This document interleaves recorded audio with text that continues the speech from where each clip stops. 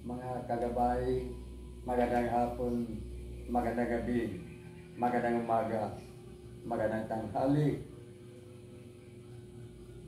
Saan man tayo naroon, ano man ang ating mga ginagawa. Una, higit sa lahat, ating damhin, ating ialay ang ating mga sarili sa ating Panginoon. Sa loob lamang ng ilang mga saglit, ating damhin ang presensya ng Diyos.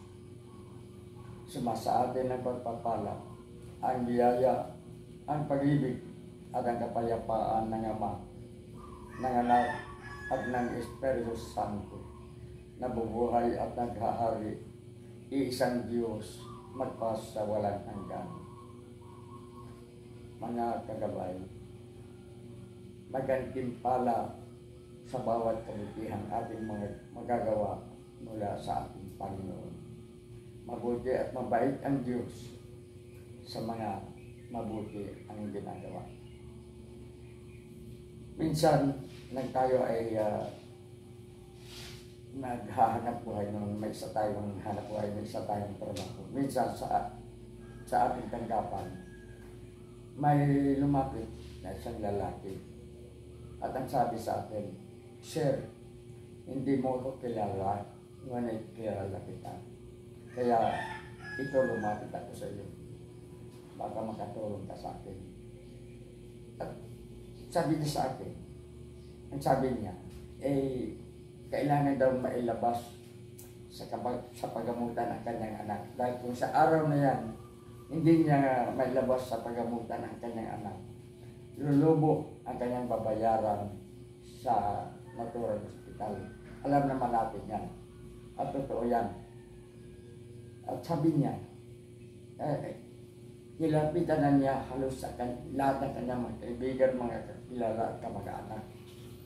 Ngunit sa halagang kailangan niya, wala man lamang nagpaunlak upang sasagutin. Kaya tinatanong siya natin kung magkano kailangan niya.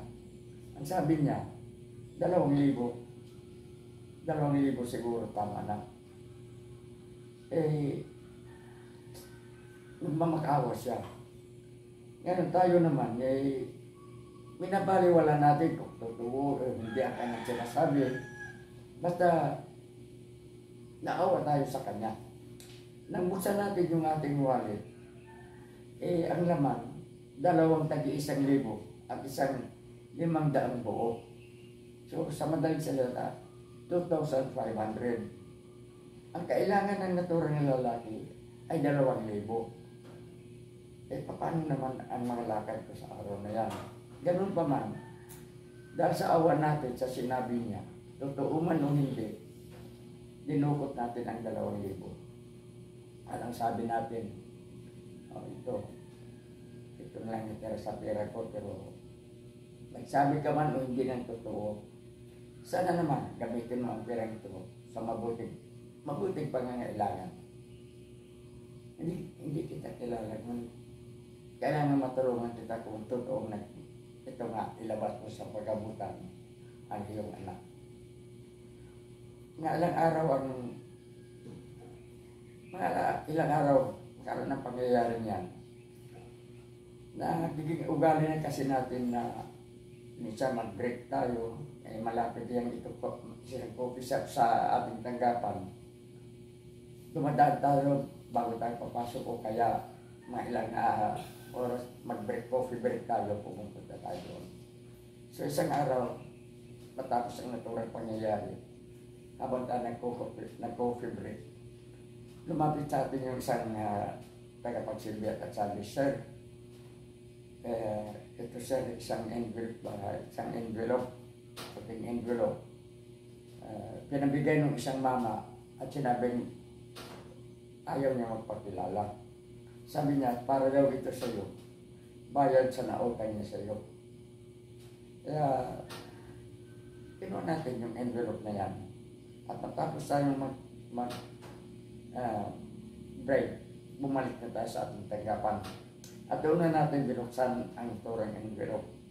At ang laman, 5,100. Sa madaling salita, 5,000. Naalaala, at ng araw na yan, Marami tayong pangangailangan. Pangangailangan sa pamilya, pangangailangan sa tanggapan, pangangailangan sa pagyakan. Kailangan natin. At hindi natin alam kung paano natin kitain ang naturang halaga sa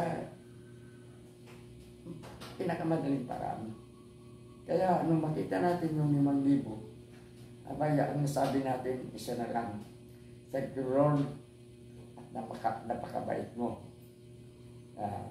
Talagang pag magbayad ka ng utang ay may tubo. Sa madaling salita, tinanggap natin na yung pira yun ay yun ang kabayaran nung naibigay natin tulong doon sa isang lalaki na lumapit sa atin na ayaw magpakilala ayon sa tagapagsilbido sa komisyon na yan. Natutuwa naman tayo. Una, lutas ang ating problema sa paghanap ng pera. Sa araw na yan, kailangan natin. Pangalawa, doon natin napagtanto at doon tayo naniniwala na bawat kabutihan ating magagawa ay may katumbas na kabayaran mula sa Diyos. Minsan nga, yung pinapautang mo, yung pinapahiram mo, hindi na nga magbayad. Pero kung ang pagpautang mo ay totoong isang kawang gawa, totoong isang pagtulong na may kasamang pagmamahal, may kasamang pagmamalasakit, ang Diyos ang magbabayad sa atin. Hindi tayo pababayaan ng Diyos na tayong gumagawa ng kabutihan ay hindi magantimpalaan.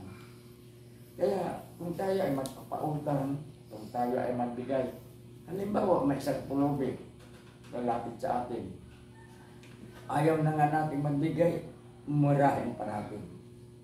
Kung hindi natin kayang tumulong, kung ayaw natin tumulong, huwag na tayong magsalita.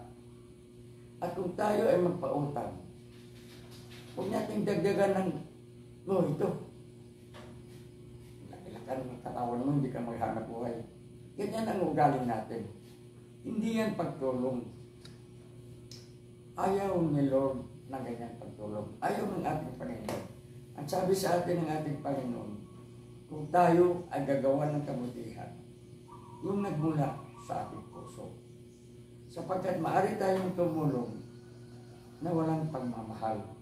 Pero hindi tayo maaring magmahal na hindi tutulong. At maaari tayong makatulong. Kahit sa anong paraan, kahit pakitang tao, kaplastikan, o talagang kabutihan.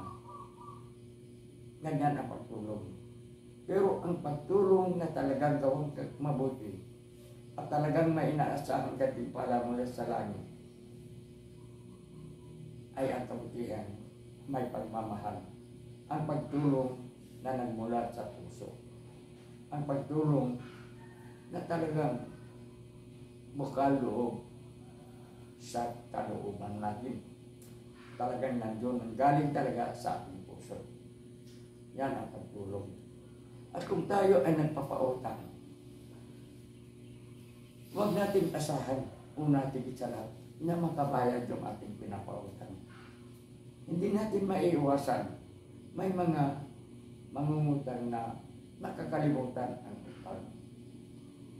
Pero kung yan, tayo nagpapautang dahil sa nais natin makatulong, tiyak ang ating gantimpala mula sa langit. Hindi lamang sa ganung pagkakataon nangyayari yan sa atin. Tayo nakatulong tayo sa ating kapwa. Wala naman tayo maibigay na 1,000, 2,000. Ang kakayahan lamang natin ay hanggang barya lang. Ang mahalaga ay ikaw ay nakakatulong, nakapaglingkod, at nakapaglutas ng problema ng iyong kapwa. Huwag natin isipin na tutulong tayo nang dahil sa may sariling pag-interest tayo. Nais natin kumita, nais natin lahat na kaplastikan at hypocrisy.